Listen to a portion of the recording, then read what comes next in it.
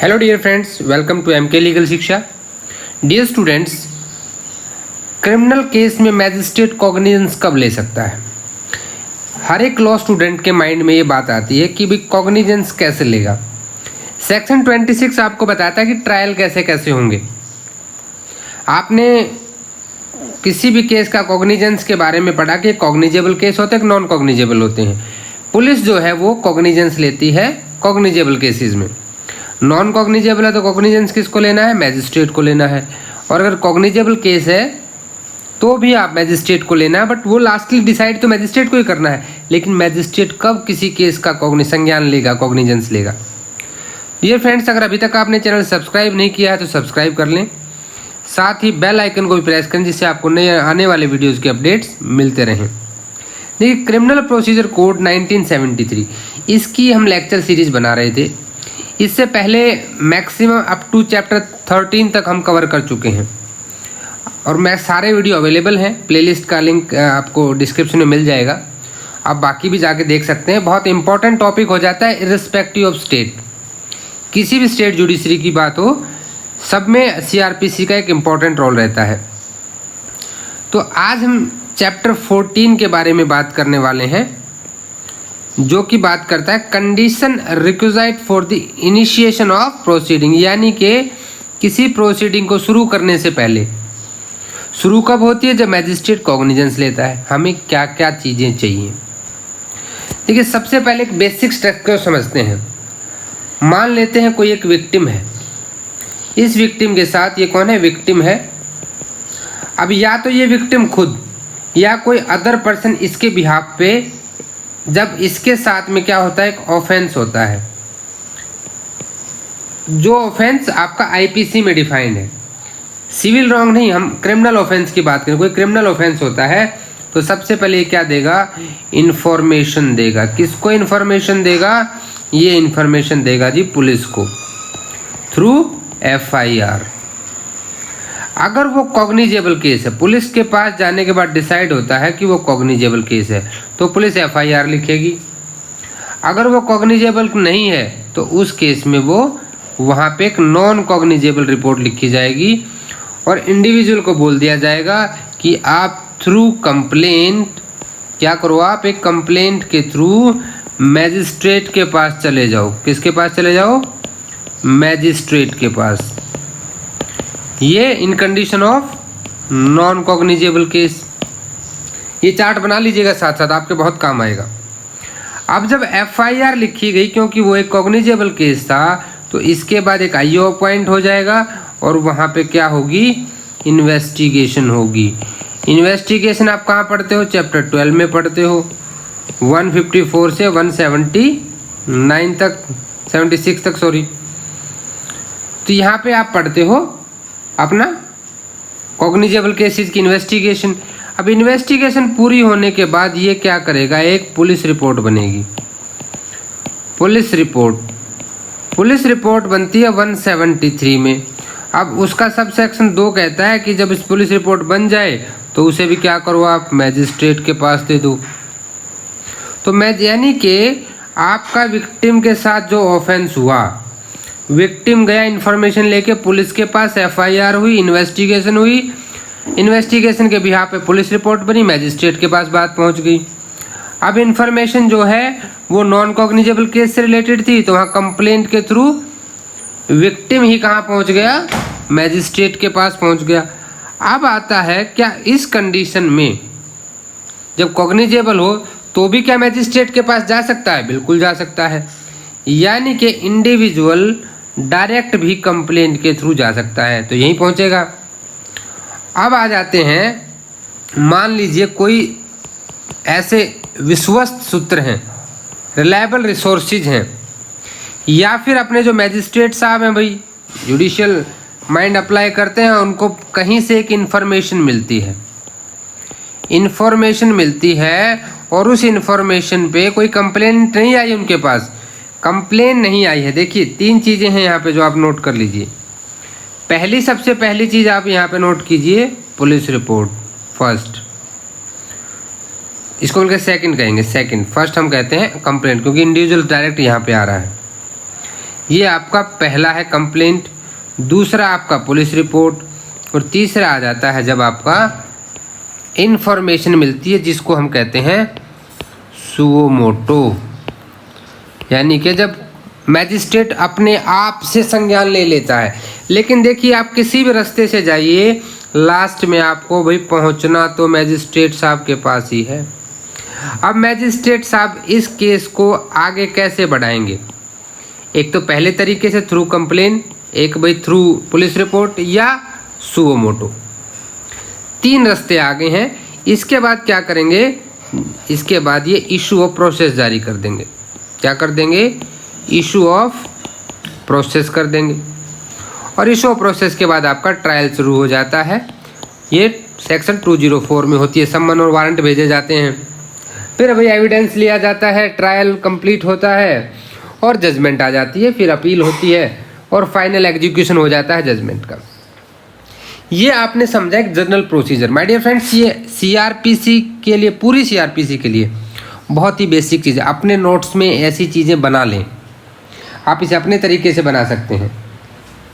यानी इस ग्राफ से हमने समझा कि there are 3 ways to take the cognizance by the magistrate, through complaint, police report और इंफॉर्मेशन, यानी कि अपने खुद के से।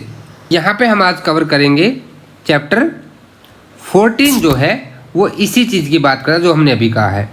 ये कंडीशन बताता है जो प्रोसीडिंग के लिए ज़रूरी है।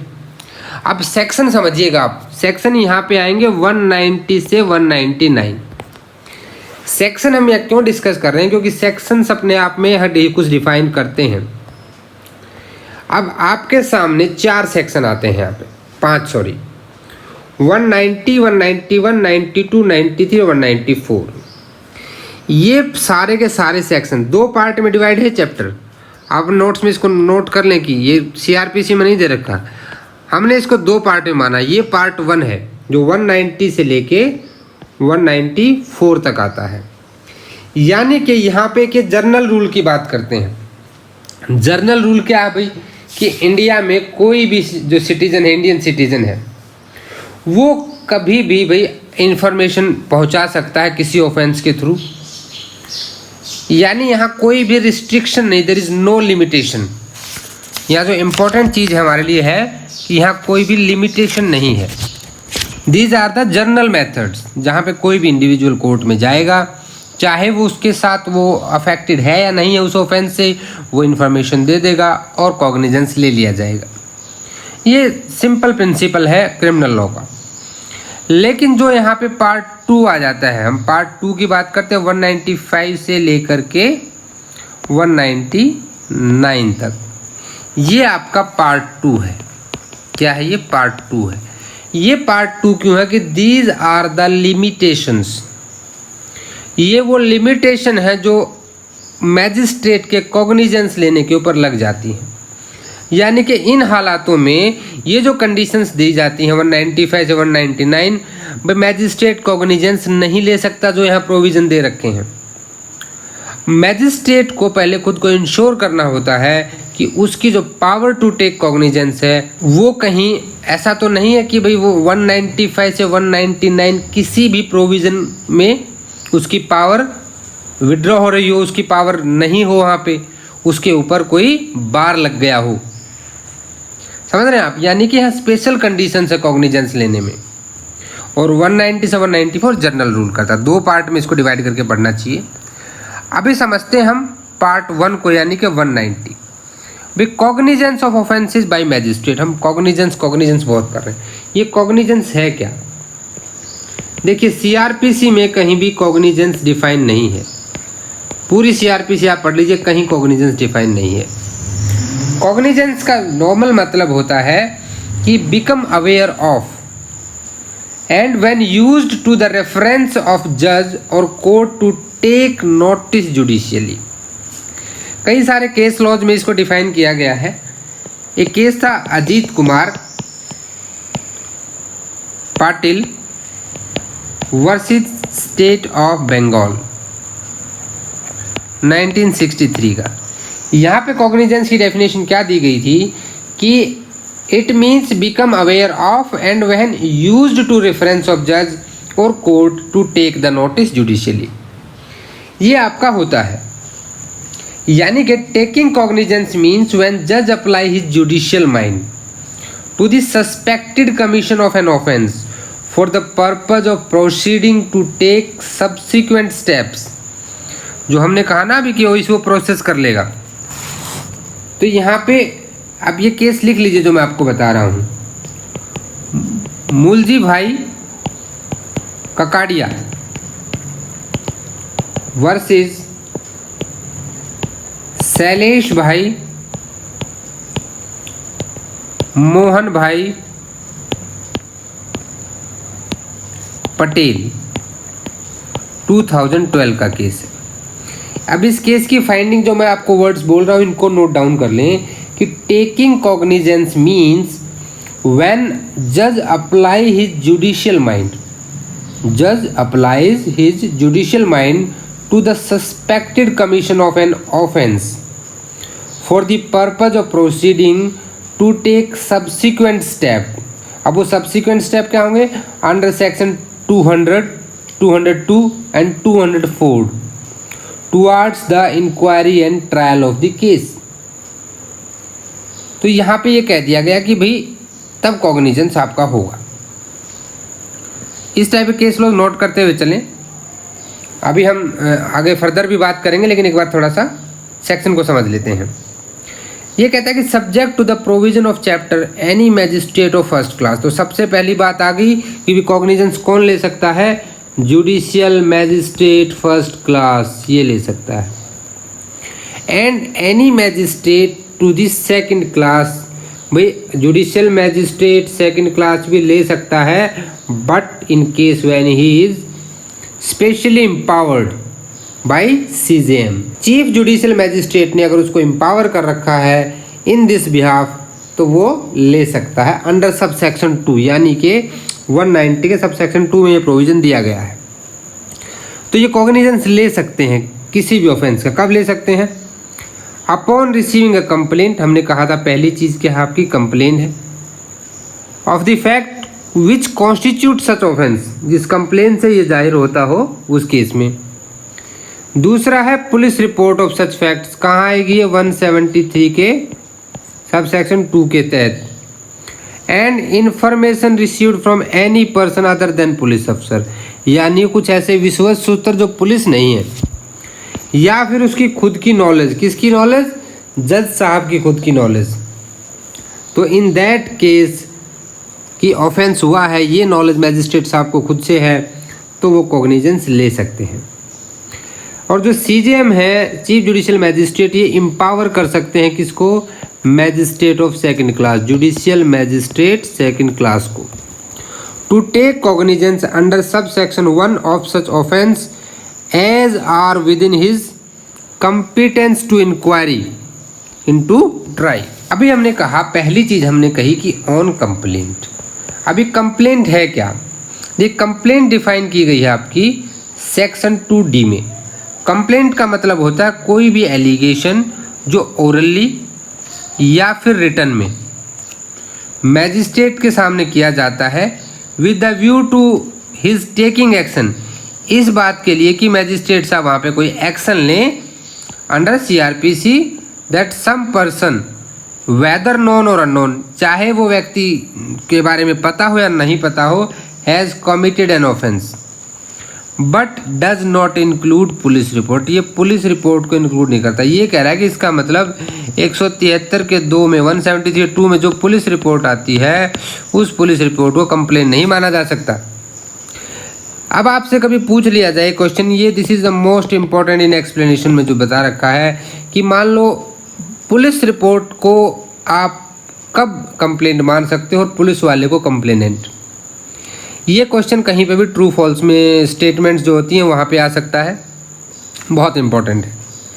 A report made by a police अफसर, भाई पुलिस अफसर रिपोर्ट कब बनाता है? जब वो FIR रजिस्टर कर लेता है और इन्वेस्टिगेशन कर देता है। In case in which disclose after investigation, यानी कि इन्वेस्टिगेशन होने के बाद ये पता लगता है कि वो ऑफेंस तो कॉग्निजेबल ऑफेंस था। लेकिन इसमें कंडीशन है माय डियर फ्रेंड्स कि आप जब केस शुरू किया पुलिस वाला, उस वक्त उसको लगना चाहिए कि वो कॉग्निजेबल केस था। ये प्रेमा फैसा ये चीज़ प्रूव हो जानी चाहिए कि एट दैट पर्टिकुलर टाइम जब पुलिस वाले को लगा था कि ये कॉग्निजेबल केस है, लेकिन जब वो इन्वेस्टिगेशन किया तो उसको पता लगा कि ये तो नॉन कॉग्निजेबल ऑफेंस है। तो उस केस में क्या है कि जो पुलिस अफसर अपनी रिपोर्ट देगा कि इन्वेस्टिगेशन में पाया गया कि ये एक नॉन कॉग्निजेबल केस है, तो वहाँ पे उसको कंप्लेनेंट माना जाएगा पुलिस वाले को, और उस पुलिस रिपोर्ट को कंप्लेंट माना जाएगा। लेकिन इसकी कंडीशन दूसरी ये भी याद रखनी है आपको, जो है नहीं दी है, कि अगर पुलिस वाले को इनिशियल स्टेज ऑफ इन्वेस्टिगेशन पे इन्वेस्टिगेशन शुरू करते ही ये लग जाता है कि ये एक कॉग्निजेबल नहीं नॉन कॉग्निजेबल केस है, तो और वो फिर भी पुलिस रिपोर्ट तैयार करता है, फिर भी पूरी इन्वेस्टिगेशन करता है, फिर वो पहुंचाता है, तो उस वक्त उसकी पुलिस रिपोर्ट को कंप्लेंट नहीं माना जाएगा और ना ही उसे कंप्लेनेंट माना जाएगा। Please note down all these word, this are very important. देखो सिंपल सी बात है, आप ना सीआरपीसी को स्ट्रेस होके मत पढ़ो। सीआरपीसी को पढ़ना है तो एंजॉय करते हुए पढ़ो, बिकॉज देखिए आपको सिर्फ अपने चारों तरफ सिंपल प्रैक्टिकली देखना है क्या होता है। आप बचपन से देखे हैं, पुलिस स्टेशन होता है, लोग एफआईआर लिखवाने जाते हैं, कोर्ट में जाते हैं। आप एक लेमैन लैंग्वेज में अगर समझना चाहेंगे ना लॉ को, तो आपको बेटर अंडरस्टैंडिंग मिलेगी लॉ की। आप हमेशा लॉ को ये मान के समझो कि आप अब भाई डेफिनेटली आप लॉ कर चुके हैं या लॉ कर रहे हैं, आप एक अधिवक्ता बन जाएंगे, तो भाई लोग आके आपसे पूछेंगे। अगर कोई आपसे पूछता है कि ऐसा हो जाएगा, तो आप उसको कैसे बताएंगे कि कैसे होगा। इस वे में अगर आप पढ़ेंगे ना, तो चीज़ें आपको ज़्यादा क्लियर होंगी। एग्ज़ाम का बर्डन नहीं रखना है माय डियर फ्रेंड्स। देखिए फ्रेंड्स, कुछ भी हो आपके माइंड पे एग्ज़ाम का प्रेशर नहीं होना चाहिए। ये नहीं सोचना है कि एग्ज़ाम तो देना ही है हमें, उसके लिए तो पढ़ेंगे ही पढ़ेंगे हम, लेकिन कॉन्सेप्ट को समझने के बाद। अगर कॉन्सेप्ट को नहीं समझेंगे, सिर्फ एमसीक्यू करने से एग्ज़ाम का प्री तो किसी तरह क्लियर हो भी जाएगा, लेकिन मेंस में दिक्कत आएगी। इसीलिए जो चीज़ें मैं यहाँ बता रहा हूँ उनको प्लीज़ नोट डाउन कर लें, अच्छे से अपने नोट्स बनाएं। अपनी अच्छी प्लानिंग के तहत ही आप देखिए, आपने हिस्ट्री इस बात का विटनेस है कि जिनकी प्लानिंग बहुत अच्छी रही ना, उन्होंने ही लड़ाइयाँ जीती हैं। लड़ाई कौन जीतता है? जितनी भी हिस्ट्री में बैटल हुई हैं वो सारी बैटल वही जीता है, विक्ट्री उसी को मिली है जिसने बेस्ट प्लानिंग की है। तो ये एग्ज़ाम क्लियर करना भी आपकी लाइफ की एक बैटल है, और आपको इसके लिए अच्छे से प्लानिंग करनी चाहिए। चलिए जुड़े रहिए एमके लीगल शिक्षा के साथ। हम आपके लिए अच्छे अच्छे वीडियो तो ला ही रहे हैं, और कमेंट करके ज़रूर बताएं नीचे अगर आपको ये जो मैंने कॉन्सेप्ट आपको समझाया अभी तक अच्छा लगा हो। अभी आगे हम पुलिस रिपोर्ट को समझेंगे। पुलिस रिपोर्ट जो है ये आपके 2R में डिफाइंड है। देखिए पुलिस रिपोर्ट होती क्या है कि जब 154 में एक FIR रजिस्टर हो जाती है, एक IO अपॉइंट हो गया, कॉग्निजेबल केस था, मिनिमम सब इंस्पेक्टर रैंक का होना चाहिए, IO साहब ने इन्वेस्टिगेशन कर दी। कैसे कर दी? 160 में 160 में स्टेटमेंट्स रिकॉर्ड किए, 160 में नोटिस दिया, 161 में स्टेटमेंट्स रिकॉर्ड किए, और 162 में बता दिया कि वो स्टेटमेंट्स जो साइन करने की ज़रूरत नहीं है। तो ये जब पूरी प्रोसेस वो कर लेता है सारी, तो वो 173 में फाइनल रिपोर्ट सबमिट करता है, जिसे पुलिस रिपोर्ट कहा जाता है। और आपको एक चीज़ और यहाँ पे क्लियर कर दूँ कि पुलिस रिपोर्ट जो होती है वो कोई प्रिलिमिनरी रिपोर्ट को पुलिस रिपोर्ट नहीं बोला जा सकता। अब जैसे 158 में भी तो आप मजिस्ट्रेट के पास थ्रू सुपीरियर पुलिस अफसर रिपोर्ट जाती है ना, कि हमने भाई किसको अरेस्ट किया है, किस तरह से इन्वेस्टिगेशन हो रहा है, ये चीज़ें वहाँ उसके थ्रू भी दी जाती हैं। तो ऐसी रिपोर्ट्स जो इन्वेस्टिगेशन पूरी होने से पहले दी गई हैं, उनको पुलिस रिपोर्ट नहीं माना जाता है। जो सेक्शन 173 बात करता है चालान की, यानी जहाँ पे इन्वेस्टिगेशन पूरी हो चुकी, वहीं पे आपकी पुलिस रिपोर्ट मानी जाएगी। यानी कि जो सेक्शन 173 के सब सेक्शन 2 में फॉरवर्ड की गई है, वही आपकी पुलिस रिपोर्ट है। ये दोनों चीज़ें समझना आपके लिए ज़रूरी था कि कंप्लेंट क्या होती है और पुलिस रिपोर्ट क्या होती है, जिससे आप सेक्शन को अच्छे से समझ पाएंगे। हमारा 190 का जो सब सेक्शन 1 है वो देखो, पहली बात क्या कर रहा है कि भाई आप कंप्लेंट के ऊपर आ जाइए, दूसरी बात क्या कर रहा है कि आप पुलिस रिपोर्ट पे आ जाइए, और तीसरी करता है सुओ मोटो की। सुओ मोटो मतलब भाई खुद की सेल्फ नॉलेज से कोर्ट अपने आप जब कोई कॉग्निजेंस ले लेता है। अभी इसको और अच्छे से बेहतर तरीके से समझने की कोशिश करेंगे कि कंप्लेंट तो हमने पढ़ ली, पुलिस रिपोर्ट हमने पढ़ ली क्या होती है। अब मान लीजिए कहीं एक ऐसा केस हो जाता है कि आपने अंडर सेक्शन 156(3) जहाँ power of police officer to investigate दे रखा, वहाँ पे क्या किया, मैजिस्ट्रेट को एक एप्लीकेशन दे दी।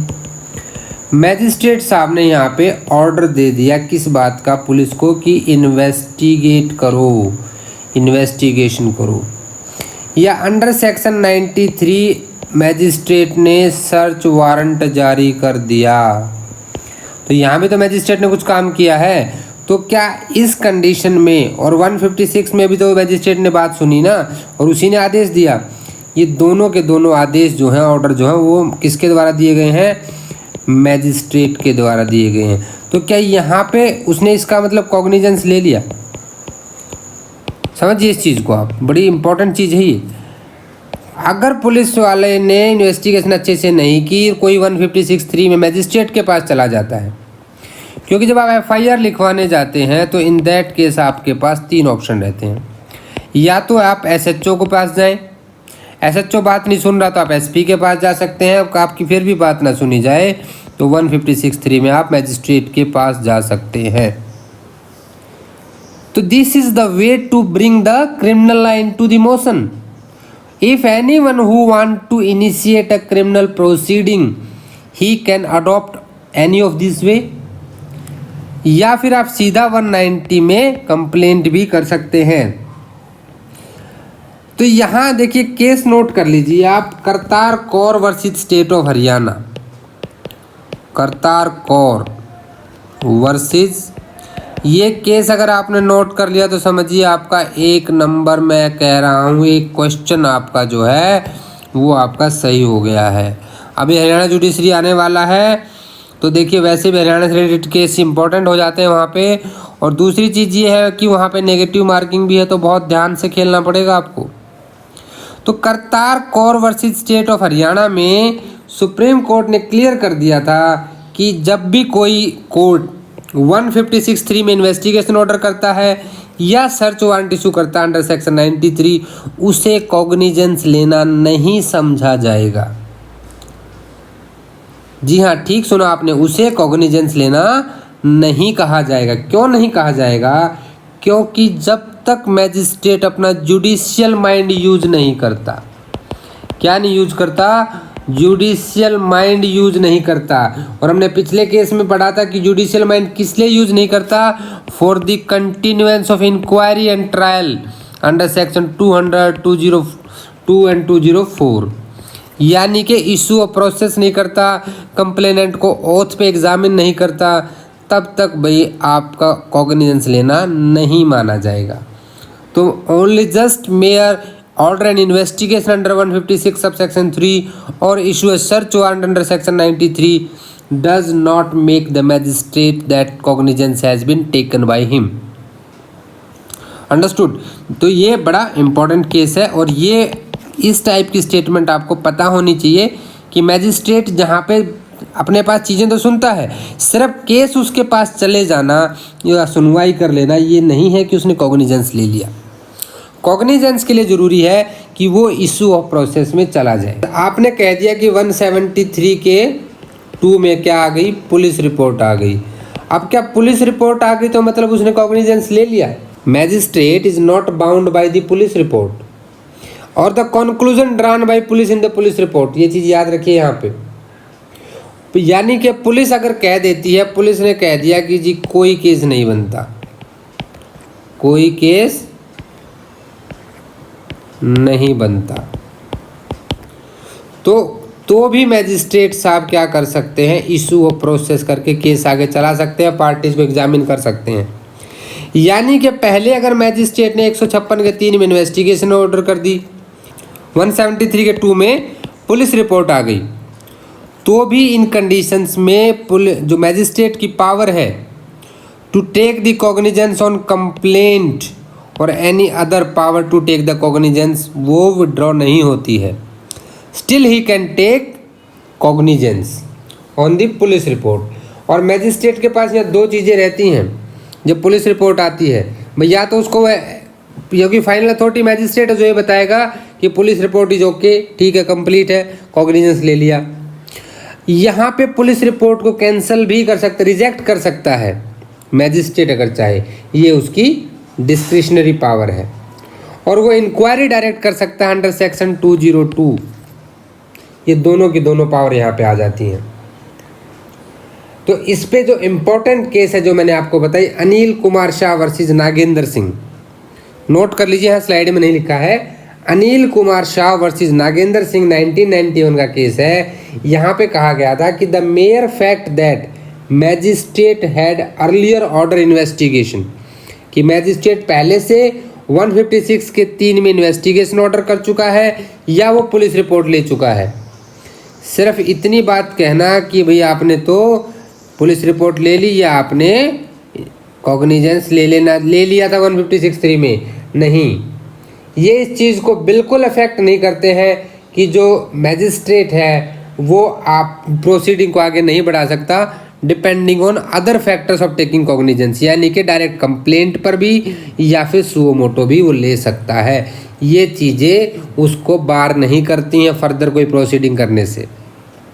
तो अनिल कुमार शाह वर्सेस नागेंद्र सिंह 1991 का ये एक इम्पॉर्टेंट केस है, इसको समझिएगा। अगर मान लेते हैं कॉग्निजेंस जो है वो आपने पुलिस रिपोर्ट पे ले लिया, तो पुलिस रिपोर्ट पे यहाँ पे मैजिस्ट्रेट को इंश्योर करना है कि वो पुलिस रिपोर्ट अंडर सेक्शन 173(2) में जो दी गई है कंप्लीट है, सारे डॉक्यूमेंट उसके साथ लगे हुए हैं, किसी प्रिलिमिनरी रिपोर्ट को यहाँ पे पुलिस रिपोर्ट नहीं माना जाएगा।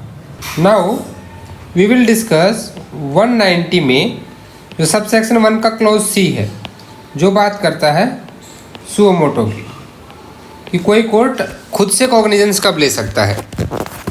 इसको समझने के लिए हमें केस समझते हैं। केस का नाम है Hari Krishna versus state of Odisha. ये आपका 1986 का केस है, 1986 का। तो यहाँ इस केस में क्या हुआ था, ये माना गया था कि मान लीजिए कोई मैजिस्ट्रेट ऐसे हैं, भाई कौन ले सकता है कॉग्निजेंस अंडर 190 सब सेक्शन 1 क्लॉज सी, तो वही मैजिस्ट्रेट ले सकता है जिसका वहाँ पे ज्यूरिसडिक्शन होगा। कौन सा मैजिस्ट्रेट, जिसका ज्यूरिसडिक्शन है, यानी कि बिना ज्यूरिसडिक्शन के अगर कोई मैजिस्ट्रेट ले लेता है कॉग्निजेंस तो वो वहाँ पे इलीगल हो जाएगा, वॉइड हो जाएगा।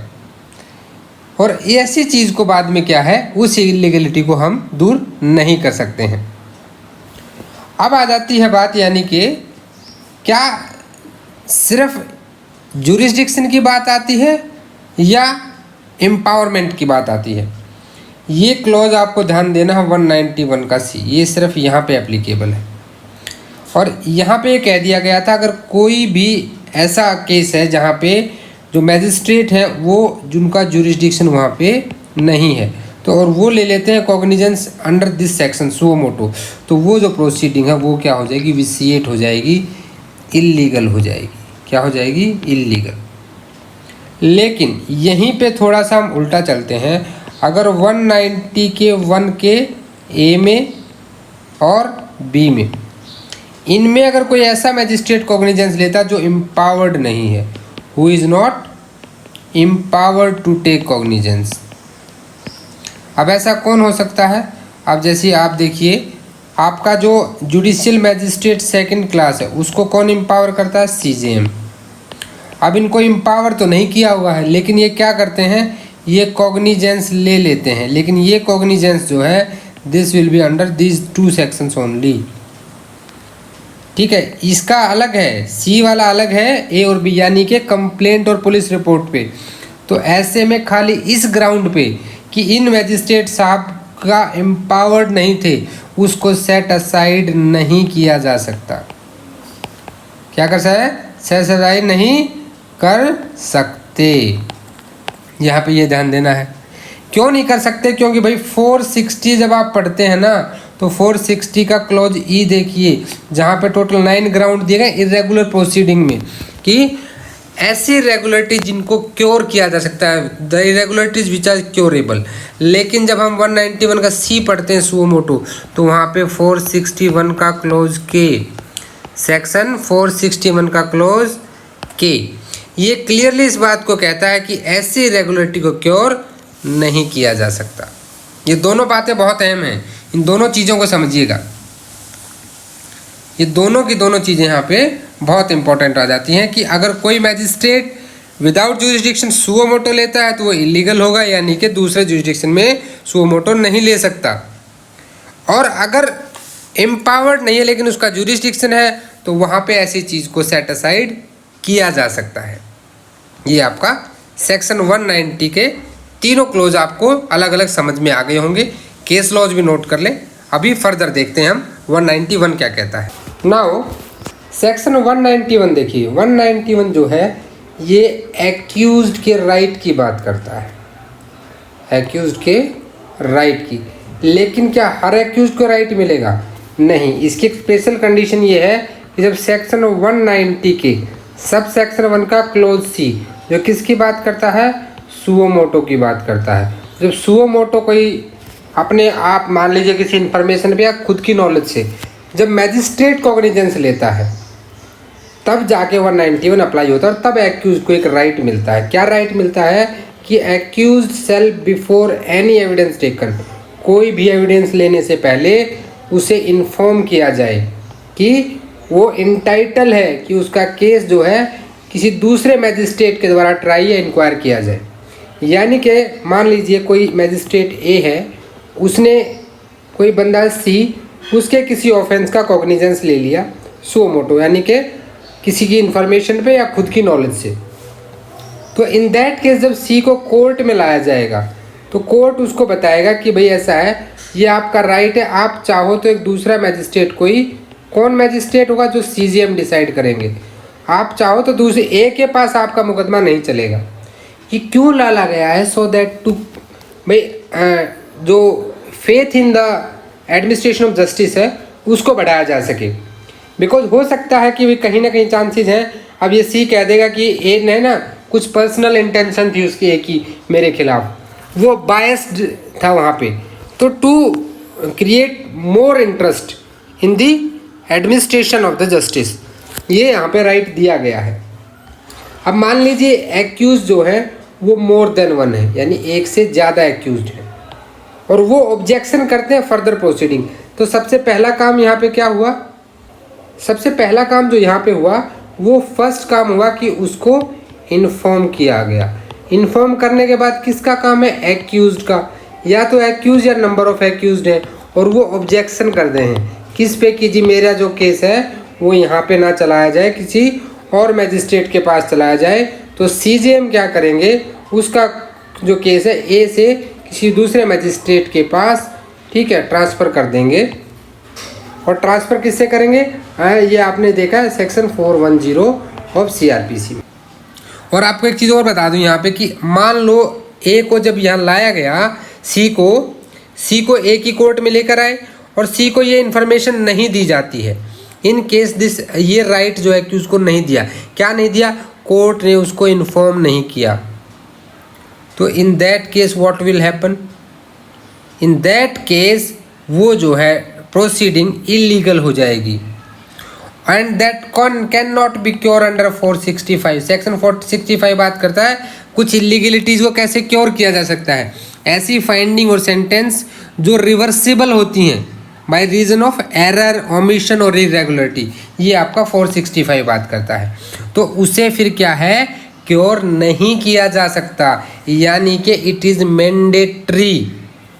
जो राइट है उसका ये मैंडेटरी है, ये उसको देना ही देना है आपको, ये आप याद रखिए। बस इसमें इतना याद होना चाहिए कि ये एप्लीकेबल होता है ओनली सुओ मोटो के केस में। और जो ट्रांसफ़र की जर्नल बात करते हैं वो भी देखा, साथ ही नोट कर लीजिए, चैप्टर 31 ऑफ CRPC। कौन सा चैप्टर? 31 ऑफ CRPC बात करता है फ्रॉम सेक्शन 406 टू 412, जो जर्नल ट्रांसफ़र की बात करता है। ये तो एक स्पेशल केस में हो गया, जर्नल ट्रांसफ़र की है। जैसे 406 में किसका है? सुप्रीम कोर्ट का है। 407 में किसका है? हाई कोर्ट का है। इस तरह से पूरी वहाँ दी गई है। और 410 में दिया गया जहाँ CJM या कोई जुडिशियल मैजिस्ट्रेट केस को भेजने के बाद वापस भी मंगा सकते हैं और किसी को डिस्ट्रीब्यूट भी कर सकते हैं। तो इसको भी साथ में अपने लिख लें यहाँ पे।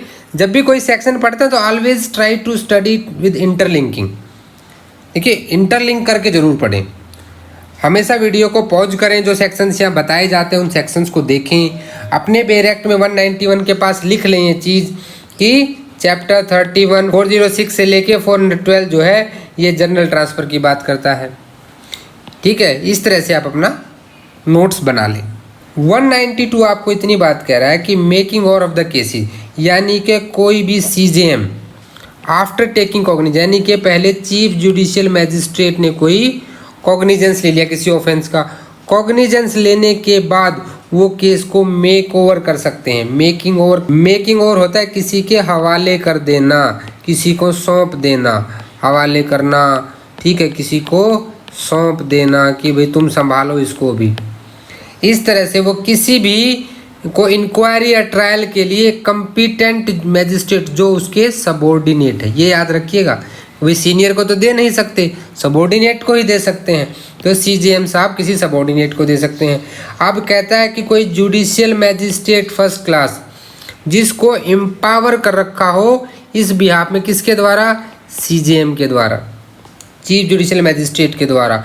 तो वो भी कॉग्निजेंस लेने के बाद किसी जुडिशियल मैजिस्ट्रेट सेकंड क्लास को या अपने भाई सबॉर्डिनेट को इस तरह का कोई दे सकता है, जैसा कि CJM ने कोई जर्नल या स्पेशल ऑर्डर से स्पेसिफाई कर रखा हो कि वो इंक्वायरी या ट्रायल करेगा।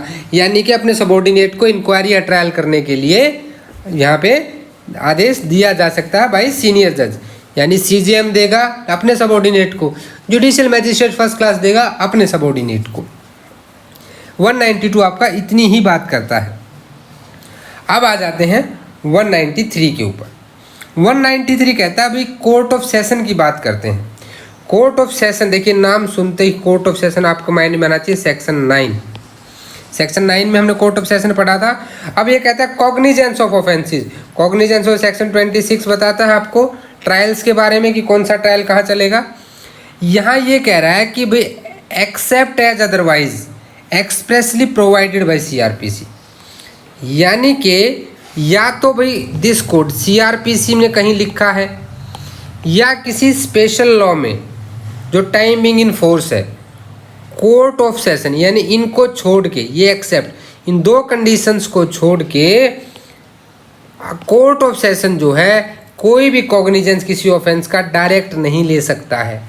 यानी कि मान लीजिए ए जो है यहाँ पे कोर्ट ऑफ सेशन है और यहाँ जो बी है इसके नीचे जुडिशियल मैजिस्ट्रेट फर्स्ट क्लास या CJM जो भी है। अब ये कॉग्निजेंस पहले लेगा और ये कॉमिट करेगा। क्या करेगा? कॉमिट करेगा केस को, किसको? सेशन कोर्ट को। कॉमिट कहाँ होता है ये भी नोट कर, सेक्शन 209, जो सेक्शन 209 है CRPC का, वहाँ पे कॉमिटल दिया गया है कि offence tribal by session courts कैसे होते हैं। तो यहाँ पे देखिए सेक्शन 209 बात करता है कि कौन से ऑफेंस को आपका सेशन कोर्ट ट्राई करेगा। लेकिन अगर यहाँ पे कोई एक्सप्रेसली प्रोवाइड दिस कोड की बात करते हैं, पहले इसकी बात करेंगे इसकी। तो देखिए स्पेशली जब आप सेक्शन 199 पढ़ेंगे हम इसी सीरीज में, तो वहाँ पे डिफेमेशन की बात आती है। अगर डिफेमेशन किसी प्रेसिडेंट, वाइस प्रेसिडेंट, गवर्नर इनका कर दिया जाता तो वहाँ पे कोर्ट ऑफ सेशन डायरेक्ट ले सकता है। ये मैं एक्सेप्शन बता रहा हूँ। तो यहाँ पे इस केस में court of session without committing that case, without commit, हालांकि उसको किसी ने कॉमिट नहीं किया है नीचे से, वो डायरेक्ट ले सकता है इन द ओरिजिनल ज्यूरिसडिक्शन। अब आ जाती है स्पेशल लॉ की बात, तो स्पेशल लॉ की बात भी कर लेते हैं। तो यहाँ पे केरल हाई कोर्ट ने कहा था कि SC/ST एक्ट है, ये आपका 1989 का केरल हाई कोर्ट ने कहा था कि इस केस में ये प्रोविज़न दिया गया है कि डायरेक्ट कोर्ट ऑफ सेशन वहाँ पे कॉग्निजेंस ले सकता है। ठीक है, यानी कि कोई स्पेशल लॉ में दिया हो या CRPC में दिया हो, ये दोनों कंडीशन हमने पढ़ ली। ये कहाँ है, यहाँ साथ में लिख लीजिए सेक्शन 199, आप उसे पढ़ेंगे तो आपको ऑटोमेटिकली ये चीज़ क्लियर हो जाएगी। ये आपका सेक्शन 193 था। अब 194 इसके बारे में छोटी सी बात कहता है। अब 194 जैसे माइंड में आता है, you refer section 10 of CRPC। ठीक है, वो भी आपका एडिशनल और असिस्टेंट सेशन जज की बात करता है। तो भाई ये कौन से केस को ट्राई करेंगे, which are made over to them, जो उनको सौंपे जाएंगे, उनके हवाले किए जाएंगे। ठीक है, ये हो गया भाई उनको जो केस कौन देगा, सेशन जज देगा। बाय नेम इट सेल्फ, ये सेशन अपने आप में इंडेक्स बेस्ड इंपॉर्टेंट है, सेल्फ एक्सप्लेनेटरी है कि कोई भी एडिशनल जज, सेशन जज या असिस्टेंट सेशन जज वो उस केस को ट्राई करेगा जैसा कि सेशन जज ने, उस डिवीजन का जो सेशन जज है उसने भाई जो आदेश दिया हो। कैसे दिया हो, या तो कोई जर्नल ऑर्डर या special order. Make over to him for trial as the high court by special order direct him to try. जैसा उसको कोई आदेश, मान लो हाई कोर्ट ने सेशन जज को कोई आदेश दिया, अब वो नीचे अपने एडिशनल सेशन जज को या असिस्टेंट सेशन जज को वो केस सौंप सकता है कि तुम इसमें इंक्वायरी करो, ट्रायल करो। सेक्शन 194 इतनी सी बात कह रहा है। ठीक है, तो यहाँ तक हमारा पार्ट 1 क्लियर हो जाता है। वीडियो काफ़ी लंबा हो जाएगा, इसीलिए पार्ट 2 जो है 195 से 199 वो सेकेंड वीडियो में हम बनाएंगे। तो इसमें कमेंट करके जरूर बताइएगा कि आपको वीडियो कैसा लगा है। Thanks for watching this video. ये हमारा पार्ट 1 था। अगर आपको पार्ट 1 अच्छा लगा है तो चैनल को सब्सक्राइब कर लें, वीडियोस को लाइक भी करें।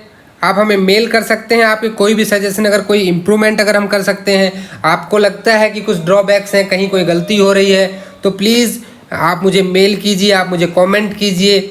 आप टेलीग्राम चैनल भी ज्वाइन कीजिए जहाँ पे बहुत सारा स्टडी मटेरियल अवेलेबल रहता है।